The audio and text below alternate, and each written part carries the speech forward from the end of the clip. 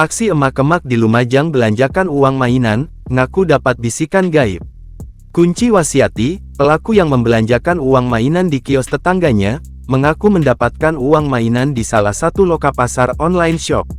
Bahkan Wasyati juga menyinggung soal hal gaib dan mengaku melakukan perbuatan itu karena dituntun bisikan Hodam.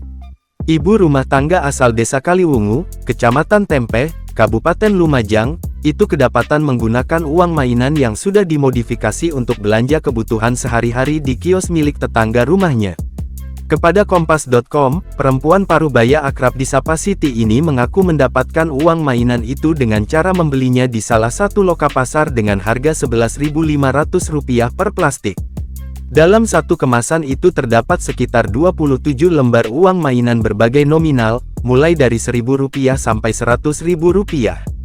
Meski memiliki uang mainan dengan berbagai nominal, Siti hanya menggunakan uang mainan dengan nominal Rp10.000 untuk berbelanja. Awalnya, Siti membelanjakan satu lembar uang mainan yang telah dimodifikasi untuk belanja. Karena tidak ketahuan pemilik kios, Siti ketagihan dan melakukan hal itu sampai jumlah transaksi mencapai Rp390.000. Siti juga mengaku melakukan praktik penipuan itu berawal dari dirinya mendapatkan bisikan gaib. Dia kemudian berinisiatif membeli uang mainan di lokapasar dan mempraktikkannya di kios depan rumahnya.